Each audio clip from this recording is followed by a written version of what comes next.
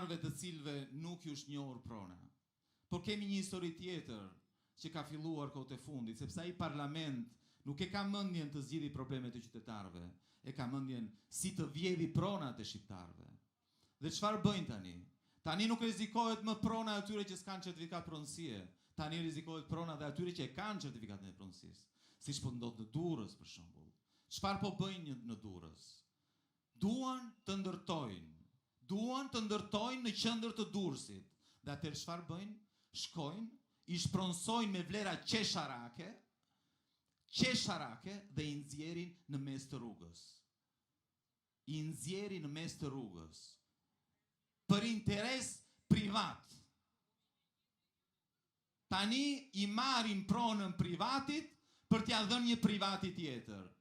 Ishte zonja që takova në Durrës, 73 vjeçare, një shtëpi dhe një dyqan në mes të Durrësit për 35.000 euro. Çmenduri. Pse? Se duan të ndërtojnë aty, i kanë vënë syrin. Janë me dhjetra, me qindra familje në Durrës, në mes të Durrësit, po i nxjerrin në mes të rrugës, me 2 lekë. Çfarë nuk dëgjova aty në Durrës? Mashtrime pa fund. Flisin edhe për bonusin e Qiras. Po ç'lidhje ka bonusi i Qiras? Ata janë njerëz me shtëpi. E kanë shtëpinë e tyre. Pse duhet ju vjedhë shtëpinë? Pse duhet ju rrëmbesh shtëpinë? Për asgjë, për 2 lekë. Kjo po ndodh. Edhe kush ka një pronë, fal ligjeve që ky parlament po prodhon çdo ditë nëpërmjet ligjit për investor strategjik, ligjin e maleve, paketa e maleve, në fakt është paketa e dudhve. Duan të vjedhin pronat nëpër male ashtu siç kanë bërë në jug. Kush ka investuar në jug? Kush ka investuar? Politikanët, oligarkët. Ju kujtohet pika e vogël. Pika e vogël në Butrind. Janë ata. Kanë bërë një ndërtim gjigant. Apo mi ish ministrja që shpalli burin e vet investor strategjik. Tokën ku ajo do ndërtonte, buri vet do ndërtonte. Ajo ishte rrëmbyer një pronari tjetër në Dhërmi. Është arrestuar kryetari i Bashkisë së Marrës për atë vjedhje. E dini apo jo?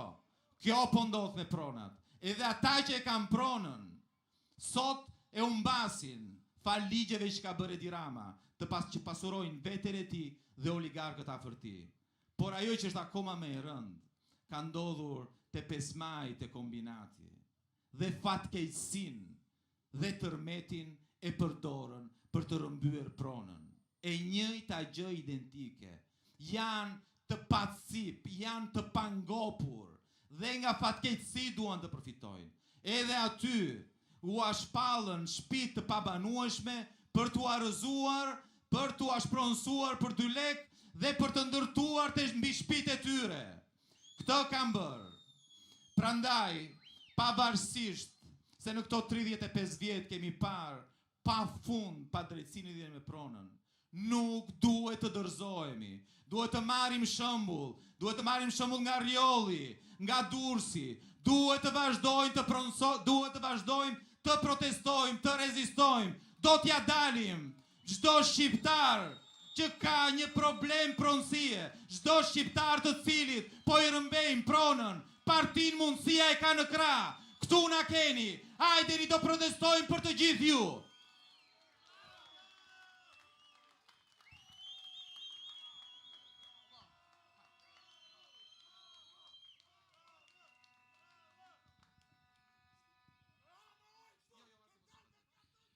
Në rast të parë dua të falenderoj 2 deputetët të cilët po përcjellin fjalën e popullit në parlament, gjë që është shumë e rrallë të shihet. Përshëndetja më e madhe shkon për trimat e Rrojit e të Durrësit që qëndrojnë tamam siç duhet me mbrojt pronën private që është e shenjtë, është e garantuar nga kushtetuta. A i dini ju, zonja e zotri, që pensioni ushqimor, pensioni mujor social, është vetëm 5.000 lekë. Për të regjistruar një vendim gjykate në kadastër, kërkojnë 11.000 lekë. Pra, më shumë se 2 muaj pensionin ushqimor mujor. Tarifat i shtojnë sipas qefit. Një kartel bënte 10.000 lek, tash i bën 15.000 lek, me 50% rritje. Ku e bazojnë këtë lloj rritje? Se unë nuk e di që inflacioni t'jetë rritur me 50%, ose mund t'jetë rritur dhe me 200%, po pse nuk ne e tregojnë, pse na i fshehin, pse na shesin edhe propagandën. Me çdo drejt, policia shkon natën në një pronë private, e maskuar, pa numra identifikues dhe me kapuç, për të rrëmbyer pronarët e asaj shtëpie dhe pronarët e tokave. Ku duhet shkoj populli kur policia sillet si një band? Ku duhet ankohet populli? Policia e shtetit paguhet nga taksat tona. Kjo qeveri, që nuk është qeveri, përderisa nuk punon për ne, po punon vetëm për interesat e klanit të vet, këto mbahen në këmbë nga taksa tona. Se dikush më tha, veti votoni, nuk është e vërtet. 4.500 ka qenë popullsia në 90-ën e shqiptarëve. Kanë ngelur vetëm 1.500.000 këtu, nga 4 milion e gjysmë që ishim. Shumica e shqiptarëve kanë lënë këtë vend. Pra, këto i voton vetëm familja tyre, vetëm një pakicë që po të bën një llogarit, del që ato janë të pavotuar. Po kush i zgjedh këto në kryen ton? Dhe agjendën e kujt bëjnë këto? Se ato nuk po bëjnë interesat tona. Me pensione qesharake, tallen për një rritje 800 lekëshe. Me ato të çmime që janë, unë vi nga Kanadaja, çerek shekulli kam jetuar në Kanada. E dini ju që në Kanada çmimet e ushqimit janë të pataksuara, ndërsa këtu taksohen 20%. E dini ju që në Kanada një kokë sallatë unë e marr 99 cent, ndërsa këtu 7.000 lek, sepse edhe kursi i këmbimit në dollarin kanadez është gjysmë për gjysmë. Pra për kë punojnë këto? Kur s'punojnë për shtetësat e vet? Kur s'punojnë për qytetarët e vet?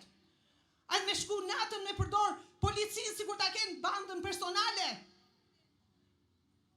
Ai oligarku Ulaj që kam pas respekt për ca punë të mira që di nga punojësit e vet që ka bërë, turp i vi për këtë sjellje. Që nuk e ka durimin të mbaroj procesi gjyqësor sipas ligjit dhe të vendosi se ç'a duhet bërë, e ti trajtoj këto njerëz me dinjitet,